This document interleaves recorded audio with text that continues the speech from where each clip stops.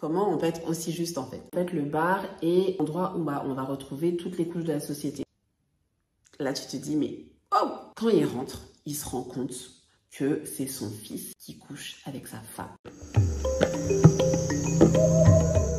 Bonjour mes allocos, bienvenue sur la chaîne Alloco-moi une histoire, chaîne sur laquelle on parle de littérature africaine. Dans cette vidéo, on va parler de Vers cassé, donc un des livres que j'ai choisi de lire dans le mois Mabankou, mais j'ai choisi de me focus, de faire un alloco-focus sur cette œuvre-là, parce que je pense que c'est une œuvre magistrale et qu'elle est très très importante et que au moins vous devez la lire si vous souhaitez lire de la littérature africaine. Je pense que c'est un des livres par lesquels vous devez commencer et dans cette vidéo, je vais vous donner 7 raisons pour lesquelles vous devez absolument lire ce livre.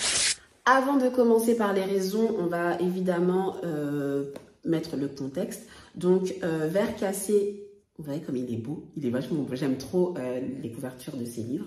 Donc, Vers cassé est un livre d'Alain Mabankou qui est sorti en 2005. Alain Mabankou est un écrivain, en fait, j'ai envie de dire un artiste parce qu'il fait tellement de choses. C'est un artiste franco-congolais, donc qui a écrit plein d'œuvres, que ce soit des romans, des essais, de la poésie. D'ailleurs, sur TikTok, il parle aussi de musique congolaise. Donc, si vous ne le suivez pas, allez le suivre.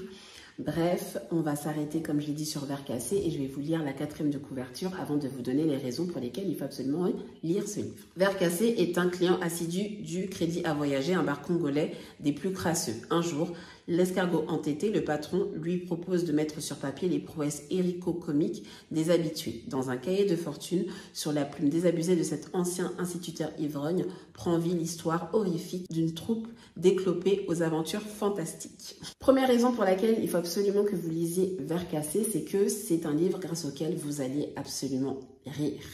Et quand je dis rire, c'est pas des petits rires, genre vous allez... Pardon. C'est pas des petits rires, en fait, vous allez vraiment exploser de rire. Moi, il y a des scènes où je me suis dit, mais on est dans quel livre? C'est quoi ça encore, vraiment? Je vais vous donner un exemple. Il y a un des personnages de Vers cassé, il y a un des personnages de Vers cassé, donc du livre, qui organise des concours de pipi. C'est-à-dire que lui, son but ultime dans la vie, c'est de savoir où va son pipi. Ça réussit à faire un cercle, il fait des olympiades de miction, vraiment. Il y a une autre scène aussi qui m'a fait rire. C'est une scène où donc ce personnage-là était dans un taxi, il avait envie d'aller à la selle et en fait ce qu'il a fait c'est que donc il a voulu faire ça dans un plastique et ça n'a pas pu, du coup il s'est retrouvé avec ses excréments dans sa main et ce qu'il a fait c'est qu'il les a mis dans sa poche. Donc vous allez me dire ouais c'est dégueulasse et tout. Oui en fait en soi c'est pas très propre, je vous l'accorde, mais en fait c'est tellement lunaire, vous vous dites, mais d'où ça vient en fait? Et c'est en ça que c'est drôle.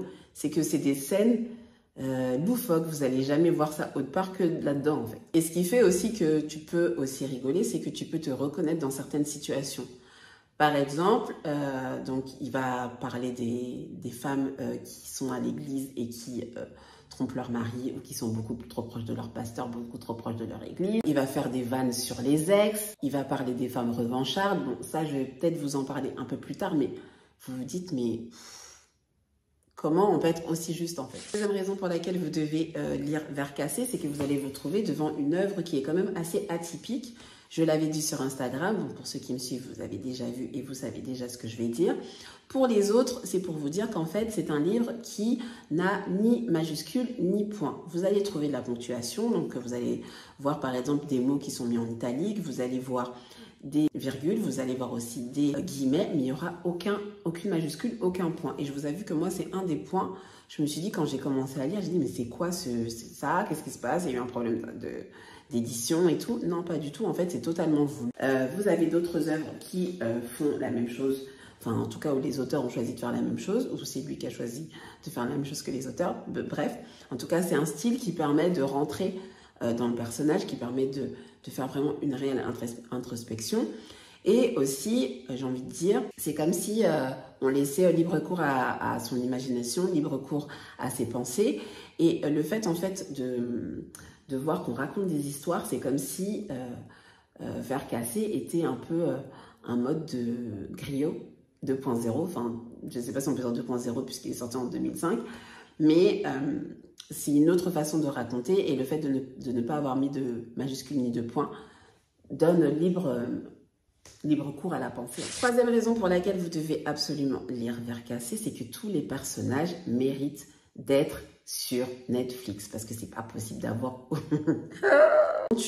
Quand vous lisez Vercassé, donc c'est quand même réparti en chapitres, mais vous vous dites, mais c'est quoi ça? Exemple, l'imprimeur. On raconte qu'il travaillait donc dans une imprimerie, il était bien, voilà, il était avec sa femme qui s'appelle Céline, qui est blanche.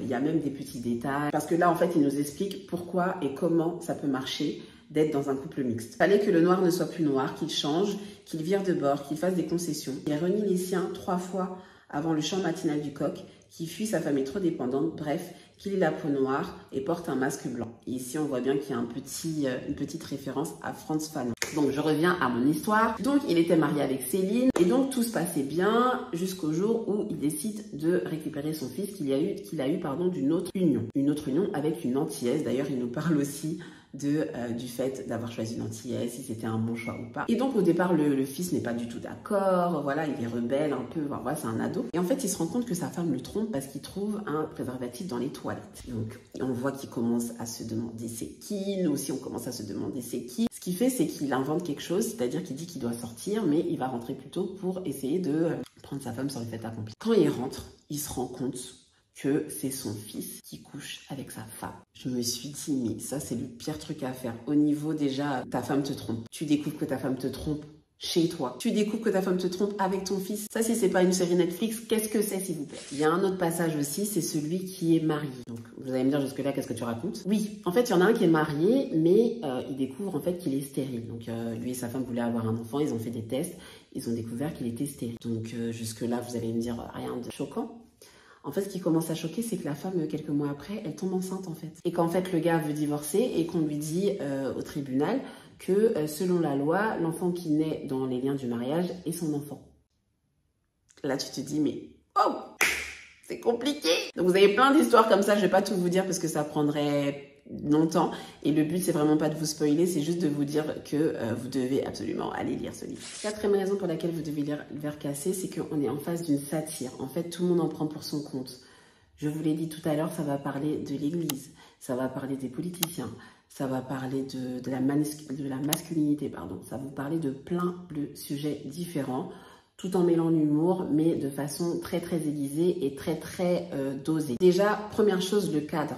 Le fait d'avoir choisi un bar et le fait d'avoir choisi un bar qui s'appelle le Crédit à voyager. Vous savez très bien que quand on va, enfin vous savez très bien, je ne sais pas d'ailleurs, mais si vous allez dans des bars qui sont tenus par des Africains, voilà, il y a toujours cette truc de oui, je te paye plus tard. Oui, non, non, là le Crédit à voyager, en fait, mon gars, tu prends maintenant, tu payes. Il n'y a pas de... Non, le crédit, non. Le crédit, il n'y a pas de crédit ici, en fait. Mais je me suis dit, mais en fait... Le gars, il est fort, rien que pour le nom. Autre chose pour le cadre, c'est qu'on se rend compte qu'en fait, le bar est l'endroit où on va retrouver toutes les couches de la société. Vous allez voir, donc comme je vous ai dit, il y a de l'adultère, il y a de la stérilité, il y a un manque de confiance en toi, en soi, pardon, ou une atteinte vraiment à la masculinité pour la personne qui a des problèmes érectiles. Vous allez voir toutes sortes de problèmes, mais malgré tous ces problèmes-là, tout le monde se retrouve au même endroit. La satire concernant la religion, je vous l'ai dit, je vous le redis, il y a un moment où il y a la femme d'un des personnages qui va à l'église et au final, on se rend compte qu'elle trompe son mari avec quelqu'un de l'église. Donc, vous voyez tout ce côté-là de la religion qui est souvent stigmatisé, qui est souvent pointé du doigt, qu'on voit peindre dans Vercassé. Cinquième raison pour laquelle vous devez lire Vercassé, c'est le fait que, au-delà de tout ça, au-delà des histoires, il y a quand même des blessures. Les personnages qui, je pense, montrent le plus de blessures, parce qu'en fait, ils sont tous blessés, hein, et c'est pas pour rien que le livre s'appelle Vercassé, puisqu'on vit tous avec ça, mais je vais y revenir après. Vercassé, le personnage, il vit avec le fantôme de sa mère, et en fait, on se rend compte de ça dans la dernière partie du livre, lorsque, en fait, donc Vercassé était un instituteur qui a été viré parce qu'il buvait trop. Sa femme lui a dit à plusieurs reprises qu'elle allait le quitter par rapport à ça. Il n'a pas trop écouté, finalement, elle l'a quitté.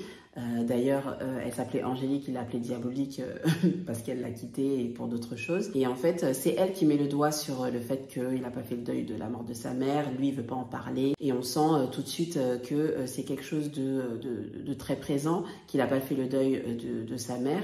Et donc justement, ce livre va appuyer sur les blessures de chacun. Là, ça va appuyer par exemple sur les blessures de verre cassé.